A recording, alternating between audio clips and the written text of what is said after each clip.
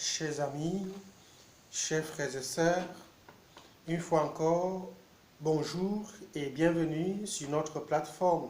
Bienvenue à cette autre conférence de méditation sur la Bible. Et comme vous le savez, notre méditation, notre conférence porte le thème général de la Bible comme jardin de rencontre entre Dieu et l'humain. La Bible comme jardin de rencontre entre Dieu et l'humain. Et dans notre dernière conférence, nous avons répondu à la question « Qu'est-ce que la Bible ?» Il nous a été donné de voir que la Bible, c'est avant tout une parole. Dieu parle. Mais ce que Dieu dit est contenu aussi dans un document. Voilà pourquoi la Bible, c'est aussi un livre, le livre des livres, le livre de la parole de Dieu. Mais ce n'est pas seulement un livre, c'est plusieurs livres mis ensemble. Voilà pourquoi finalement, la Bible, c'est une bibliothèque. La Bible, c'est une parole, c'est un livre, c'est une bibliothèque. C'est le livre de la parole de Dieu. La question à laquelle nous voulons répondre aujourd'hui, c'est celle de savoir de quoi parle la Bible. De quoi parle la Bible? Avant de continuer, comme d'habitude, nous vous invitons à vous abonner à notre chaîne, à aimer et partager cette vidéo pour la faire découvrir de ceux qui en auraient besoin. De quoi parle la Bible? La Bible est souvent vue comme un livre historique ou un livre qui raconte des histoires avec un début, avec un long développement et une fin. Le début coïncide avec l'histoire de la création du monde et la fin avec l'histoire de Jésus-Christ et des premiers chrétiens. On pourrait même aller jusqu'à dire que le livre de l'Apocalypse, qui est le dernier livre de la Bible, raconte de manière anticipée l'histoire de la fin ultime du monde ou la fin ultime de l'histoire. Ainsi, la Bible contient l'histoire du monde, notre histoire du début à la fin, de la Genèse à l'Apocalypse, de la création à la glorification. Elle raconte comment Dieu a fait toutes choses en plaçant l'homme au centre, au sommet de la création. Comment Dieu et l'homme sont engagés dans une aventure amoureuse, marquée de haut et de bas, marquée de chute et de relèvement. Comment l'homme a longuement cherché le salut qui finalement lui a été donné ou lui a été obtenu par la vie que Jésus-Christ s'est donné, a donné sur la croix, par le don de la vie du Christ sur la croix. Mais la Bible n'est pas à proprement parler un livre d'histoire au sens moderne du terme. Oui, la Bible raconte parfois des histoires, mais la Bible n'est pas un livre d'histoire au sens moderne du terme. D'ailleurs, elle ne raconte pas seulement une histoire, mais elle raconte plusieurs histoires.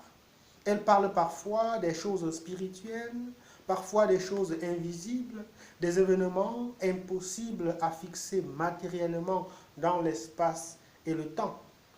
Par exemple, l'histoire de la création. Les 3 premiers chapitres du livre de la Genèse ne peuvent pas être traités comme des récits historiques purs, car aucun être humain n'était témoin de ces événements qui sont racontés. On parle alors de révélation, ce qui veut dire qu'il faut faire une différence entre l'histoire racontée par la Bible et l'histoire réelle. Lorsque nous regardons des images à la télé, par exemple, nous oublions que ces images sont sélectionnées, que ce sont des images qui sont filtrées et qui sont diffusées selon un angle de vue bien précis.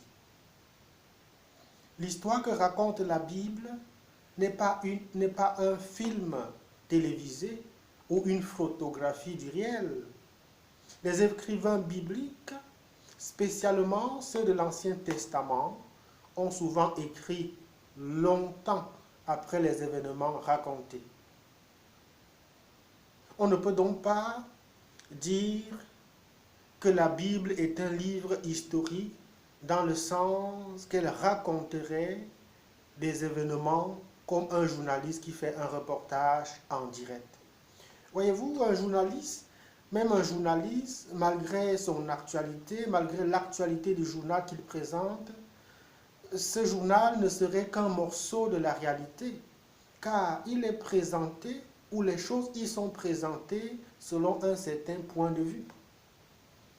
Mais une œuvre d'art, par contre, une peinture, la scène de la crucifixion de Jésus, par exemple, exprime avec une certaine netteté, avec une certaine intensité, la cruauté des hommes, des bourreaux de Jésus, et met aussi en évidence les souffrances du Christ crucifié. On dirait alors que les réalités ou les récits bibliques sont souvent plus proches des œuvres d'art que des reportages journalistiques. L'auteur sacré ne cherche pas tant à décrire des faits exacts ou à faire la chronique fidèle et détaillée des événements, mais plutôt à transmettre un message existentiel à propos des événements qu'il décrit.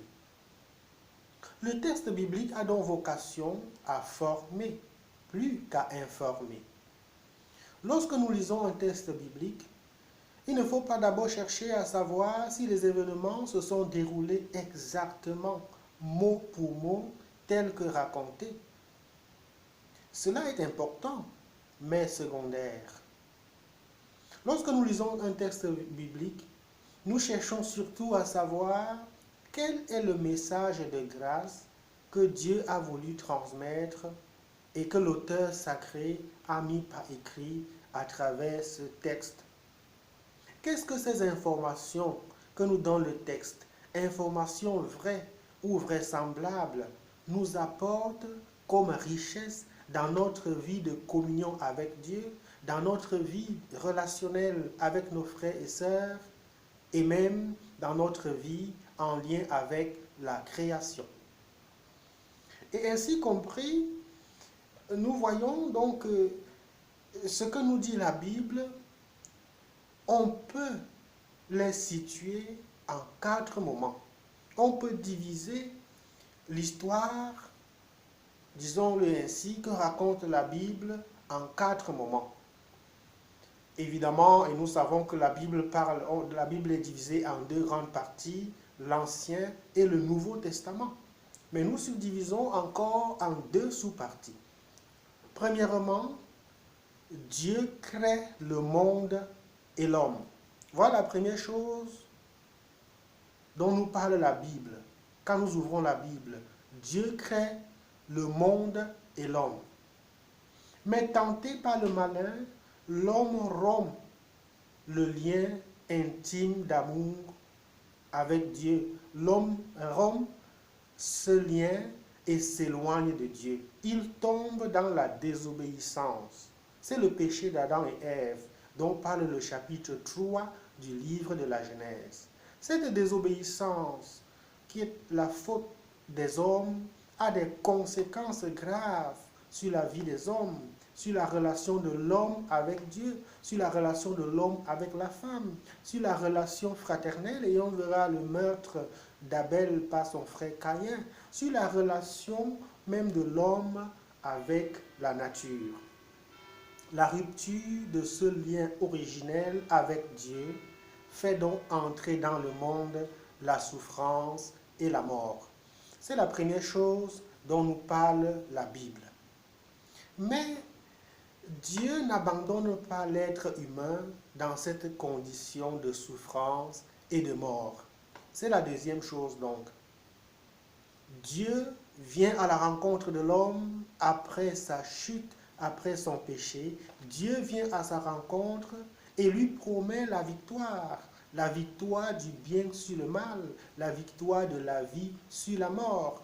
Et le verset 15 du chapitre 3 du livre de la Genèse le dit clairement, lorsque Dieu s'adresse au serpent en disant, je mettrai une hostilité entre la femme et toi, entre sa descendance et ta descendance. Sa descendance t'écrasera la tête et toi, tu l'atteindras au talon.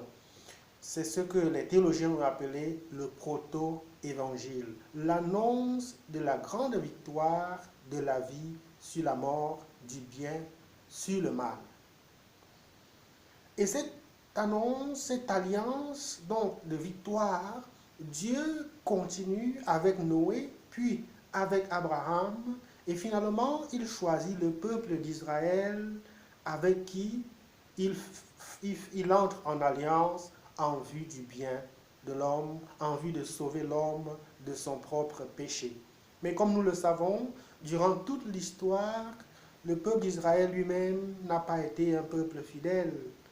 L'histoire de la relation d'Israël avec Dieu est aussi marquée par des hauts et des bas, des chutes et des relèvements. Et finalement, Dieu enverra son Fils. Ces deux premières parties, nous avons compris qu'il s'agit de l'Ancien Testament. Dieu enverra donc son Fils. Et par son Fils Jésus-Christ, Dieu dit sa dernière parole d'amour. Comme l'écrit Saint Jean, le Verbe s'est fait chair et il a établi sa tente au milieu de nous.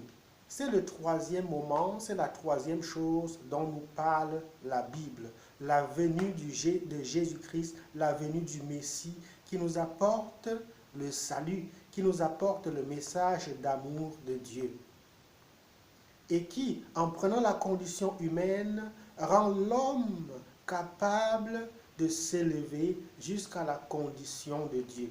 Et avec Jésus-Christ, nous comprenons que Dieu fait toutes choses nouvelles.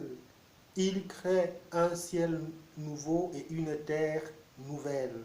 L'harmonie des origines, l'harmonie brisée des origines est comme rétablie, n'est-ce pas, sur le bois de la croix. L'arbre de la croix devient alors l'arbre qui produit la vie et fait le pendant de l'arbre de la connaissance du bien et du mal qu'Adam et Ève avaient mangé dans le jardin d'Éden et qui avait apporté la mort. Quatrièmement, finalement, l'Église devient le nouveau peuple de Dieu, appelé à répandre la bonne nouvelle du Christ Sauveur dans le monde. C'est la quatrième et dernière chose dont nous parle la Bible. La Bible nous parle de l'Église, qui est le corps mystique du Christ, comme dit Saint Paul, qui est le nouveau peuple de Dieu, le nouvel Israël de Dieu, appelé à rendre présent le Christ, à actualiser le message de salut du Christ pour l'humanité de tous les jours. Depuis donc les apôtres jusqu'aux chrétiens d'aujourd'hui, l'Église travaille à établir le règne de Dieu dans le monde. Et donc, en suivant l'ordre du canon des Écritures, de la Genèse à l'Apocalypse, nous voyons ces quatre moments importants et donc ces quatre grandes choses dont nous parle la Bible. Dieu crée d'abord le monde et l'homme. Après le péché des êtres humains, Dieu vient à la rencontre de l'homme et établit, fait avec l'homme une alliance pour le sauver. Dieu envoie finalement son Fils Jésus-Christ pour dire sa dernière parole d'amour et nous appeler à entrer dans son amitié, dans son intimité. Ce salut apporté par Jésus-Christ, l'Église continue de le rendre présent aujourd'hui, par le ministère de ses serviteurs, par les sacrements, par l'annonce de la bonne nouvelle. Voilà une façon un peu résumée de quoi nous parle la Bible. Prochainement, nous allons revenir sur cette histoire du salut en reprenant presque de façon générale les différents livres de la Bible pour voir comment progressivement, livre après livre, se déroule, n'est-ce pas, l'histoire du salut voulu par Dieu de la Genèse à l'Apocalypse. Merci pour votre attention. N'oubliez pas de vous abonner et de partager cette vidéo. Portez-vous bien.